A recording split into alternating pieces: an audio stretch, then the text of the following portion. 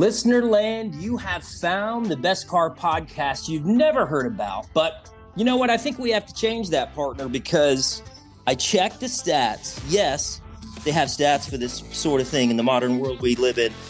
Stockholm, Sweden, India, Germany. This is just within the past week or two. Iceland, Canada, heard around the world. Wow. This is to all the cars I've loved before. Carslove.com.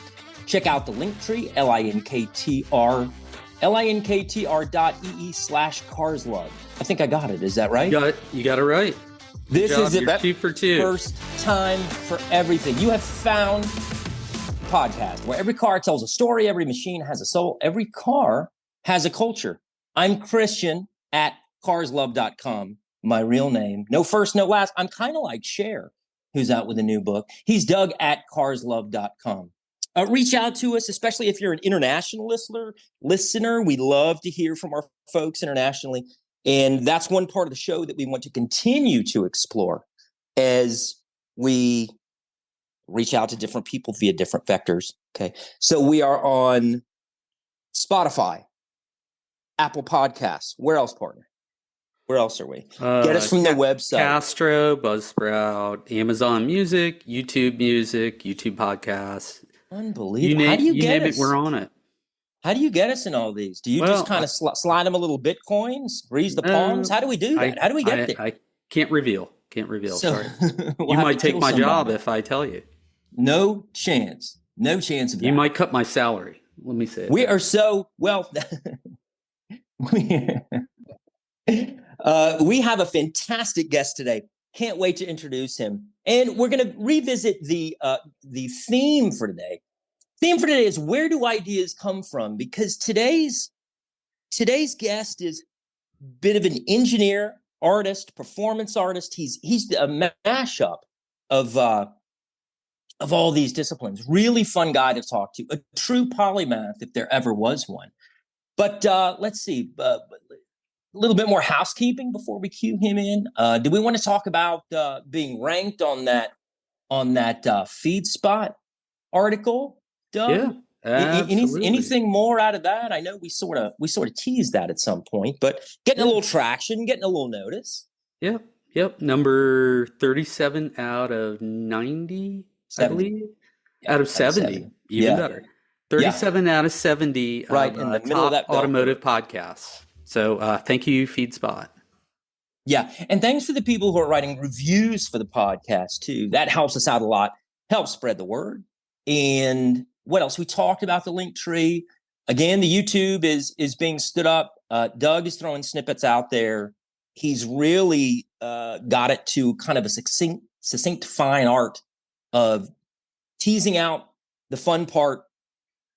And the it's great the way the audio goes, and you see the words beneath, and it's a little less than a minute clip, and we're putting that on all of our social presences. So you see us on Facebook, where else? Instagram, definitely on YouTube, etc., etc. Yeah, you name it. Yep, we're doing our whole digital transformation. Although we started digital, so it's pretty easy. Yeah. Well, as long as I don't turn into something analog, we should be okay here. I am standing up a newsletter. I wrote it and got it to Doug, and it's sitting on the editor's desk. Please don't yank out the red pencil.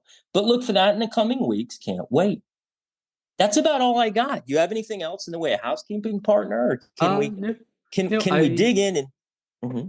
Yeah, no, I would just say, so for the newsletter, we need emails. That's the plan to distribute it. You have several different ways. You can send us an email. Send it to Christian or myself at carslove.com. Or on our link tree, there's actually a subscribe button for email in the upper right. Good point. If you just want to subscribe to the list directly, go that way. Really looking forward to this. I'm glad Christian's jumping on this, taking the ball, and love your feedback. Yeah. And if you really don't want to get it by email, call me up. I will print out the email, fold it up, put it in an envelope, and mail it to you. We can also use carrier pigeons if that's a little easier for you. But on to today's guest. Doug, you want to talk a little bit about how he came into our orbit, or how he fell, unfortunately, into our orbit? Sure. Oh, it's not unfortunate for us. Indeed. Maybe for him. So we have Jeff Bloch, better known internet sensation, YouTube, TikTok, you name it, as SpeedyCop. And we found out about Jeff. I'd seen some of his videos, especially the Upside-Down Camaro that's been floating around for a while. He goes back farther than that, but we found out about Jeff and got connected with him through another good friend of the show, Andrew Blackwood, who he himself, I think, could probably take up some room in Jeff's garage and probably do some welding for him and whatnot. He's on the creative side as well. There is. We'll introduce him for Jeff. No. And drum roll, Jeff Bloch, aka SpeedyCop. There he is. How are you today? Good, gentlemen. How are you? Excellent. So happy that you're here. So happy that you're here. For having me. So the weather's a little quite a little balmier than where Doug is, which is much cooler than where I am. But thank you for being in a safe place. And he's got his posse of canines there with him. He's got a great shirt that says "I pulled me over," which made me laugh out loud in real life, which I love. So today's theme, Jeff. What do you think? Where do ideas come from? How did they strike you? When did they first tickle your fancy? How did it all start for you, can we ask? So that's one of the questions I get asked the most. Like, I have all these unusual vehicles that I drive all over the country, and people always like, what are you on? How can I get some of it? You know what I mean? And I've never done drugs in my entire life. People say, oh, yeah, right. You did this, that in high school. Never in my life. Always been kind of straight-laced that way. As you know, I'm a Christian, and I just have never done drugs. So I have all this creativity. I don't know where it comes from. It's just God-given. But I have this really overactive imagination. So I can't look at things without seeing how I could alter them and make them more unique and personalize them and make them more fun, or what I think is fun. And I can see mundane objects and figure out ways to turn them into something creative and fun and cool. And what I really like to do is take stuff that people are casting off that's being scrapped and discarded and turning it into something that like drops jaws and melts faces and gets seen around the world. So I take it as a challenge. Yeah. And that's really interesting. My kids and I passed a junkyard. And I tried to, been a while since I've been in one. And I tried to explain to my kids, well, yeah, this is where old cars go and they sit there and then you can kind of mine for pieces. They looked at me like I was, had 6 heads sitting on my shoulder. It makes no sense. We're in such a throwaway society. We don't fix anything anymore. A lot of times it's cost prohibitive to do so. So I think I don't know. I feel like it's this sort of throwback to the past, to be able to find something new and something old. Right. I always say repurpose, recycle, and reuse. We just take cast off things and make them fun. And, most people wouldn't take a discarded Vietnam attack helicopter that wasn't just stripped for parts, actually washed away in a flood, and make a race car out of it that was also amphibious and street legal. But that's the kind of thing we do. So it takes a certain mind for that and determination. And before Doug gets going here, you gotta be a little wacko, I guess. Well, yeah, I mean, and it's here. You put it out there, Jeff, for the whole world to see. SpeedyCop.com. If you really want to read some interesting stuff, go to SpeedyCop.com. Yes, there's Instagram, YouTube, and all this good stuff, but kind of go back to the source here. And if you go to the homepage here, at the end of the second paragraph, at the top of the page, it says, a new SpeedyCop era has begun. Last sentence of the second paragraph says, my overactive imagination has no shortage of bad ideas, and many new projects are already in the works. And I love that because the creative mind really never stops. It just kind of keeps going and going, and success breeds success. So I applaud you for seeing the creative in the everyday and having art match machinery. I think it's beautiful. I'm sure my unmedicated and extreme case of ADHD has nothing to do with this whatsoever, right? Well, but you do finish projects, so that's... I do. Now, that's what makes him different from so many people. Including myself. Yeah, Doug, that's different. such a good point. So Jeff, has there anything you've left behind? Is there anything you've got a third of the way or half the way through and either you or your team kind of said, I don't know about this time. I don't know. There are a lot of them. I'll get cars and I have an idea in mind for them. I want to build something with them. And then my plans change, budget doesn't allow it or whatever, and I'll get rid of them without actually having built it. And I'm seeing videos the last few weeks of an upside-down motorcycle, which I had planned out 11 years ago and didn't do it. And now my counterparts, Carmageddon out in Italy, I think, did one, and it's going stupid viral. And all that. I'm like, I should have done it. Next time. You'll get it next there's time. no shortage of bad ideas. It's just time and money. And now that I'm retired, I have more time. Still finding the money has been a challenge. But, as I try to grow my brand and stuff like that, hopefully it will start trickling and I can do more. I've got several lifetimes worth of projects here. If you guys ever come visit me in Tennessee, I'm right by the tail of the dragon in Maryville, Tennessee. And I've got a 20-acre mountaintop. It's absolutely beautiful. It's private. I've got a whole bunch of project cars and trucks here. Like I said, lifetime's worth of projects. I may have to thin the herd or bring in some help, but I hear that. Each and every one. So do you know what Cadillac Ranch is in Amarillo, where all the Cadillacs are stuck in the ground? I just think that's like driving. Yeah, exactly. Even better. So like driving up to your house, it would just be like driving up to Cadillac Ranch. So how does that work? Is there a barn or a hangar over here where everything is? Is there just like everything is in states of artistic work or? So I've got what I call the Field of Dreams. We just recently had our driveway paved, and it's so steep up our mountain that not everybody could make it up. And when I would have a truck and trailer with cars on it, I couldn't always make it. I have to get a neighbor and a tractor and stuff and pull it up. So we bit the bullet and sunk our life savings in asphalt. So now we've got to pay a driveway and no life savings, but that always survives. We have a big, beautiful shop. Now, it's absolutely a dream garage. Don't get me wrong. We have a large mortgage to go with it, but it's 60 by 100 steel building.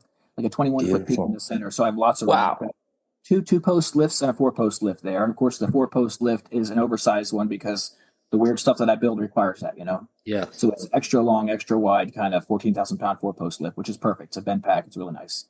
Then I've got, I call it the Field of Dreams because right now it's literally just a field that I cover with plastic because we had to get all the cars off the gravel areas that were going to get paved. So right now they're still sitting on this plastic in this field, and it's raining right now, so I can't pull them back off it just yet. But there are 2 airplane fuselages for future builds. One's going to be a limousine. One's going to be basically a drag and drive car. It's another 310 like the Cessna I drive now, except it's going to be a lot faster. And the one I drive now is no joke, but this is going to be like a single-digit drag and drive street car. So, where do you get the airplane fuselage? Where do the airplane holes come Facebook from? Marketplace. They pop up periodically, and you have to go and get them. One of them was in Ohio, and I think one was in Kentucky, but both of them were a good drive away. And I just met a guy a couple of days ago in a brand new Ferrari at the tail of the dragon that said, I used to own Atlanta Air Salvage or whatever. And he's got this huge fleet of like Learjets and stuff. I'm like, dude, I'm going to upgrade. I'm not going to use my Piper Navajo if he's got a Learjet. You know what I mean? So I just bought a Cadillac limousine to use as the chassis for that limo project because I want it to be a licensed limousine. I want to actually make it a commercial limousine. So, yeah. And that's been done before, but I want to do it my way. You know what I mean? I love it. Well, Doug, I'm speechless. You're going to have to take over for a little while. My mind just bent. Yeah, ditto. I'm loving the garage, the shop. So if we go back just a little bit, Jeff, way back, you were telling us in the pre-show about your first car and what we didn't talk about, and maybe I'll let you talk about your first car, and then I'll get into the if you modified that or where the modifications start on what car. But tell us about your first car, how you got it, what you remember about it. I think it was really a family heirloom, so to speak.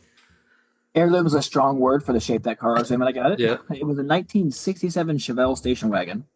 I had no idea in high school in the late 80s, early 90s that I had a unicorn because the Chevelle wagon from 67 is truly a unicorn. You just don't see them anywhere. And my grandmother bought it brand new on the showroom floor in 1967. 3 on the tree, manual transmission, straight 6. I think it was a 230 straight 6. And she drove it off that showroom floor. My mom learned to drive on it. My older sister learned to drive on it. And then I was the second oldest of the 9 kids that my parents had. And I learned to drive on it. By the time I got this car, we were in upstate New York. Road Salt had done a job on it. My dad didn't really wash cars. So Road Salt would eat them up and he'd get another one. Well, this being an heirloom, still running and driving, it had holes so large you could literally reach inside the vehicle from outside and wave your hand around because it was just gone. So he said, you can have this car. It's still running and driving and just looks terrible. So I put it in the barn, and for 4 months, this is my first automotive project. I took Bondo and chicken wire and did what I had to do and covered up those big holes, spraddle canned it, and it looked much better than it had before. But it turns out, at that time, wagons being very uncool, women didn't want to ride in that thing. Girls in school thought it was just awful. They had no desire to go on a date in that car. I wish I still had that car. You know how it is with your first car, and you get rid of it and you wish you kept it. And some smart people will keep their first car, but I'm not that person apparently. When I sold it, the engine had just died and it was high mileage and rotten and in rough shape. And I think it got scrapped. I don't really recall because that was a long, long time ago. But that was a fun car. I had painted it at first blue and then red with black stripes, like racing stripes. And it was a turd. Any car you could spin the tires out of the hose parking lot with was all right. So round it up enough and drop the clutch, it would spin. Yep. And it was certainly not a ball of fire, certainly not a race car, but it was adequate for at the time. Yeah. Yep. Good memories, and sure. So that had to be like late 80s when you got it? So it would have been late 80s, late right? 80s. And I spent, like I said, a good 4 months just filling the holes and stuff in that barn and just trying to remodel the interior a little bit and things like that. And then, so that means, I'm sorry, I was just going to say that means that for a couple of decades, this thing was on the road and drivable, and that's pretty neat. That's pretty neat. It was probably 91 when it finally died completely. So, and then my grandmother helped me buy a 4-cylinder Mustang coupe, and I love that car. That got me a good bit of the way into college. I would say through college, but I changed cars like I changed clothes. So, good deal. Yeah. No. Going maybe stepping a little farther back. Growing up, were you always building things, whether wood, metal? I absolutely did. I always had that creative bent, and that desire to kind of engineer. Now, my grandfathers are both brilliant engineers, one chemical and one electrical. In fact, my mother's dad, my grandfather on that side, was an electrical engineer. He retired from RCA Televisions, but he worked for my other grandfather worked for Mobil Oil. He actually worked on the Minuteman space missiles. So he was in the Navy, World War II and all, and he worked on the Minuteman space missile program, which is really cool. And they were both brilliant. And I don't know what happened to me, but I still have that. You're telling me you're descended from rocket scientists. Okay. Fantastic. We're seeing a little where it all comes from, but please continue. This is fantastic. Yeah. So when I was little, and I want to say I was only like 5, my uncle was a classic car collector, and he was of the mindset that it had to be 100% original. That's the only way he would accept a classic car. Any kind of alteration was just wrong. You had to keep it as perfectly original as possible. Concourse. And he never understood the things that I do with the cars because it's so different. But I just like to, personalize them as to the absolute max. At any rate, he took me for a ride in his Model A rumble seat roadster when I was like 5 years old, and I was hooked on cars at that moment. Now, my dad wasn't a gearhead of any kind. He didn't really change his own oil. So it's not like I grew up around it, but I would visit my uncle from time to time, and we would do parades and things, and he had all these cool antique cars that I just loved. So this Model A rumble seat, that's the car where the trunk opens up backwards, and it's a seat. A rumble seat. I've never seen a rumble seat. They called it the mother-in-law seat back then because you'd put her back there outside the car, So that car got me hooked on cars, and he had a really cool collection. And I actually have a few of his cars now that my aunt graciously gave to me after he passed. And amongst them, I've got my post-zombie apocalypse car. It's a diesel Mercedes 200D. It's completely gutless, 0 to 60 in like 2 weeks, but it'll run on veg oil or waste motor oil, after an EMP or anything else. So that's my, you can't kill it kind of car. And then I've got a few of his other ones, including a 36 Packard, which is an absolutely gorgeous old car. It needs to be restored, but it's an original survivor. And I would never dream of altering his cars. He would never want that. He was very clear about it. It's going to be pristine, once we finish restoring it. We've just started on it, but beautiful old car with dual side mounts where you have the spare tires on both fenders. Mm-hmm. Looks like a Bonnie and Clyde, that's what I was picturing. Now, Bonnie and Clyde. That's not out in the field, is it? Is that in your garage? No, that's tucked in the away. shop. That's indoors. Yeah. No, I wouldn't dare. Gotcha. So it's a true survivor too, especially coming out of New Jersey where he lived, South Jersey. Excellent. No, those are great stories going all the way back to age 5. So you ended up scrapping, I think you told us, and there's some irony there, right? You scrapped your grandmother's car, and now you buy scrapped cars. I buy and other scrapped vehicles. Right. I sometimes will buy actually from the junkyard, and sometimes I'll buy from people who are selling them, for scrap, just as project cars, or as I can kind of look at anything and see the potential in it for something weird and different, because that's what I like. I was at the junkyard one day, and somebody had dumped a pop-up camper out in front of it that was in horrible shape, but they just abandoned it there in front of the place. And I said to the guys, "What do you want for the pop-up camper?" He said, well, it's junk, but we knock the body off of it and we sell the frames for utility trailers. We get like $150 for the frames. I said, for what I have in mind, I don't need the frame. What if I just give you the frame back? He said, take it. Just bring the frame back when you're done. Okay. We made that a race car. We raced it on the NASCAR track in New Hampshire. And you have never seen faces melt like those NASCAR flaggers. They had no idea. There's 50 campers in the paddock. It's a race weekend for 24 Hours of Lemons. Right. And Saturday morning, there's 100 cars come on the track, start circulating, waiting for the green to drop. So you have a full course caution, 100 cars circulating, and all of a sudden the green drops and everybody just goes. And I pull on track in this pop-up camper that looked like a pop-up camper, and you only saw the two side wheels that I had put on, just like a regular camper I had made a breakaway hitch out of like flimsy aluminum. You could have broken it off by hand because I don't want to spear somebody's gas tank with the, front tongue of a trailer. But it looked the part. It really did. And their faces melted, their jaws dropped, their eyes popped, the flags fell down, and the next lap around, everyone had their phones out, like waving and thumbs up and all that. It was just, I love seeing a good face melt reaction like that. We strive for that with each of our builds, and that was one of the better ones. Just a free camper at the junkyard, go melt some faces. Yeah. No, I mean, you don't see that every day or ever. Right? Right. No, and it's funny, that's so creative. You've got Farm Truck and Asian. Asian's a friend of mine, the guys from Street Outlaws, and they did a camper car a couple of years ago, and people tagging me in it saying you should do that. I did that in 2011 or 2012, whatever it was. You blazed the trail. Drove it down the road following my friend's truck, and then he went straight, and I turned right in the camper, and we just were being silly with it, but we had some fun. Yeah. What was the camper mounted to? What was the frame, chassis? So it was on a Suzuki X90, and we had a guest driver for that race he was a ride and drive, so they helped us pay the bills. They pay a fee and race the car with us and helps us cover our costs. But he was trying to win the race in this pop-up camper, and we were out there just to do kind of like exhibition race where you're not winding it to 7,000 RPMs and floating the valves. And so it burned a hole in the head itself and popped the head gasket. And we spent the night fixing it, cobbling it back together enough to get back out there the next day. And it died. I think we had to get pushed across the finish line. The whole place was cheering. I bet. It was kind of the crowd favorite for the weekend, But that little Suzuki X90, they were pretty gutless. And we took that car and later raced it. We put a Miata engine in it, like a 1.8. Okay. And we raced it with numerous themes, including we did a Titanic and iceberg theme, where the iceberg and a BMW was a Titanic. And we had the 4 big stacks, on the BMW for the smokestacks. We had to even put a little deck railing on the hood. We had little like string and wood that we drilled into the hood, and we went all out with it. And then the iceberg chased the Titanic around the track that race weekend. We had fun with it.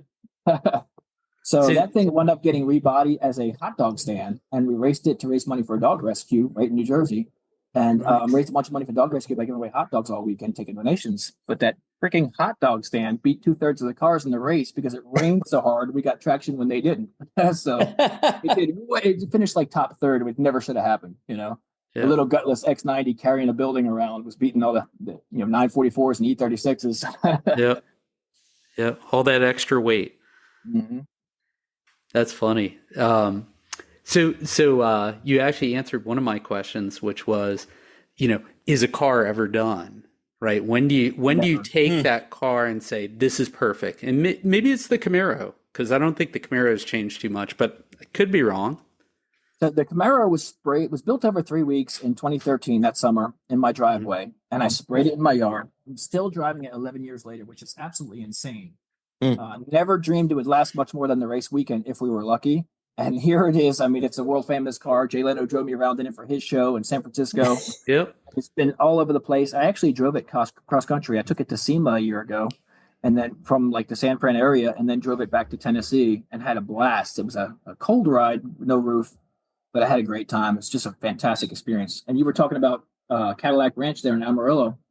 I pulled up in the Upside-Down Camaro, and there was an employee there. Of course, they have the gates closed and locked and everything because you park out in the street and then you walk in. And I said, that's right. Any chance we can put this car in there by those Cadillacs and take pictures? And the employee said, absolutely. Unlock the gate, open it. And I drove all the way and parked next to the Cadillacs. And of course, all the other visitors freaked out. And there were people climbing inside the Camaro and stuff and taking photos. It was a good time. Beautiful, beautiful. But yeah, to your point, the cars are never actually done. And that poor Camaro being sprayed in the yard 11 years ago, it looks rough. I mean, it needs a good repaint stuff. So I actually bought the paint. I haven't painted it yet, but I only see the flaws when I look at my cars. Other people just see the overall usually and just say, okay, that's pretty cool. I see what I haven't done yet that I intend to do, and that's part of the ADHD, I guess. There's He's always an artist. more to be done. Yeah. Yeah. So I What still an want artist to would correct say. a lot of things on that car and on every other car that I've built. And it's kind of a shame because that's what I see when I look at them. I see the flaws, the things I haven't corrected yet. And other people are like, "Oh my gosh, that's the coolest thing I've ever seen." So it's all in the eye of the beholder, I guess. But Yeah. they're never really done. Gotcha. And I know we were talking about a lot of plans that you have, but the Volkswagen bus and camper, right? And maybe that'll beg the next question. I'm always jumping ahead. Is what do you think your most popular build has been? Is it? I would guess it's the trippy hippie camper, or bus. Yeah, trippy tippy hippie van is a sideways 76 Volkswagen camper mounted on an 88 Rabbit. Both of them low buck. The camper shell was $600 sitting in the field, and the Rabbit underneath was a $500 car that was already a caged race car. It was just really dragged out. That one's been stupid viral. One of the videos I put up on Facebook of that got like 156 million views in a month, just organically, which is insane, right? That's been really popular online. I think the most iconic one, it's got to be my airplane car, the Spirit of Lemons. I've been driving it since early 2013. It's street legal. I've driven it all over the U.S. It's been in countless magazines, TV shows, and things like that. It's kind of one of those builds that I don't know. It's just a gift that keeps on giving. I drive it everywhere to this day. I just had it in Florida a couple of weeks ago doing a burnout competition at the Freedom Factory in Bradenton, and it was melting faces like it's done for almost 12 years. Like that's kind of it's sitting on an 87 Toyota van chassis, and people say why? I say because race car, and they're like, wait, what? The Toyota van had a mid-engine rear drive layout. It had torsion bars in the front instead of strut towers because they would be too wide for that narrow fuselage. It had a narrow track and short base, so it checked every one of my boxes. So I went looking for an 80s Toyota van to use as a basis for this race car with a plane that I wanted to build. I knew in my head before I found the fuselage what I wanted to build. I looked once. I looked all over the country, and I was willing to go from Maryland, where I lived at the time, to Nevada to a boneyard if I had to get a nice fuselage. I couldn't find anything affordable. A single engine wrecked Cessna missing the front cowling, and I was bringing 10 grand. And I mean, I don't have deep pockets. I use whatever scrap I can find to make stuff cool because we're doing it with limited means. So I went to a local airfield just to ask. And the guy said, I've got 2 old planes out back behind the hangar. You want to see them? I said, sure. And the first one was the same story. It was, no front engine, no cowling, anything. It wouldn't work. And the second one was a 56 Cessna 310, missing the engines, missing the fuel tanks and the tail and everything. And it was in rough shape. It had been abandoned for 40 years, but it was perfect, sleek, streamlined fuselage, exactly what I was looking for. So that's the one I bought. And it was $2 grand, which for me was a lot, but it came with the instruments, which are really worth more than the $2 grand I paid for the whole thing. So, and it had the wings still on it. They just weren't in great shape. So I have basically 16-inch winglets on it now that act as front fenders. And they also act as a step to get inside. And that thing, it runs a 12-second quarter mile. I've got a Mustang EcoBoost in now, a 4-cylinder, 2.3-liter EcoBoost, making about 330 horsepower. It weighs just under 2,700 pounds.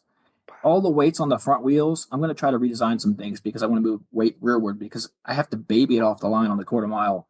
But to run a high 12-second quarter mile on street tires in an airplane sitting on a Toyota van chassis is not too shabby, and it's a really fun street car. It's an accomplishment.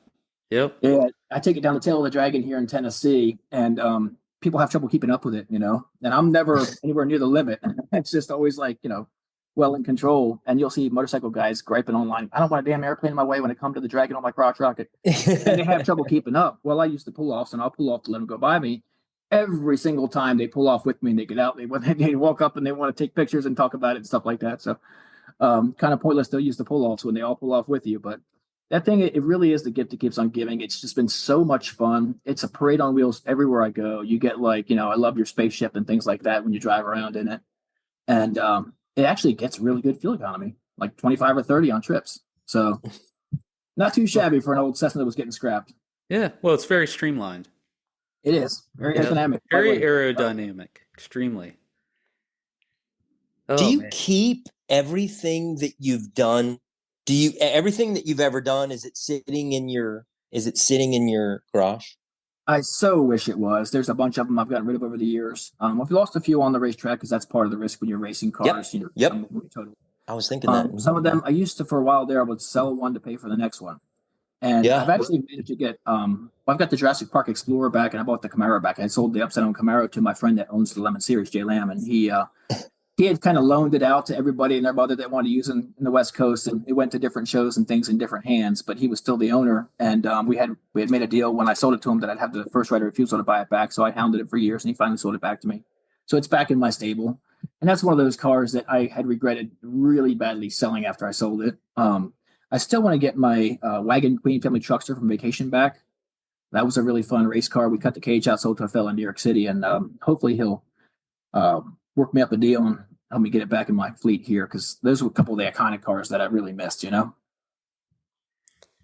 remember the trucks from vacation, the green ugly station wagon? Yep. The family truckster. Yeah. So we had vintage luggage on eBay back in 2014 was like $10, $5 a piece. Nobody wants vintage Samsonite. So we had everything on the roof, looked just like the movie car. We had the dead aunt Edna. Remember, she dies and they tie her on the roof in the movie. On the roof. So we go to South Carolina Motorsports Park, and we raced it for 16 hours all weekend from Maryland to South Carolina, raced all weekend back to Maryland. Nothing moved. She was up there the whole time. It was a really fun car. Just hideous, but so ugly it's cool, Just brilliant. And iconic. Like everybody knows that car, even the young kids, because the remake had that car in it. So yep, that's right. That's right. It did. They kept making those movies every few years, and now they just play them in sequence, and they're in syndication, especially around the. And they're still funny.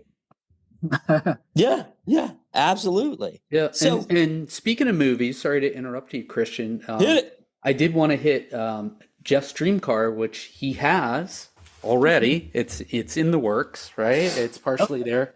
Tell us about Eleanor.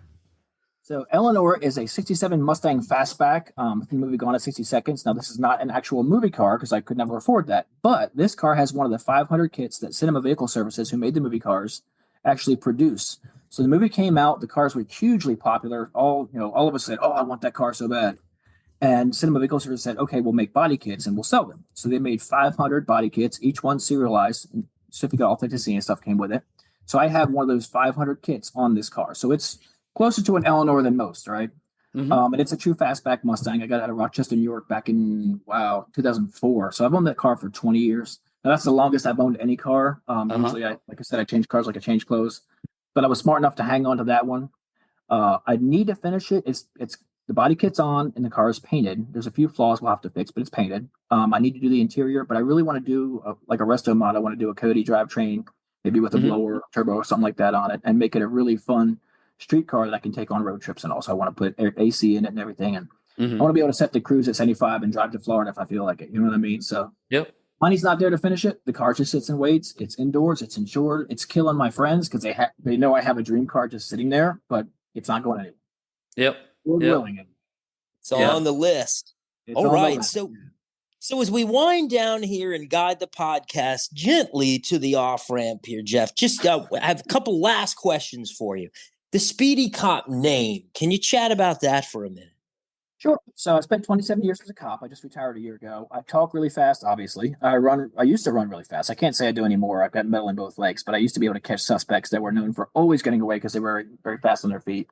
I even ran down a track star one time in a neighborhood in Hammond, Louisiana, where I worked. And I had never had this happen before, but as I brought him back in handcuffs, I ran him down and tackled him. And the people were on their porches and they were just ragging on this poor young man. I was like, "You're supposed to be a track star. You let that white boy catch you. What's wrong with you, man? What's wrong with you?" And they were actually clapping and stuff like that, which was pretty funny.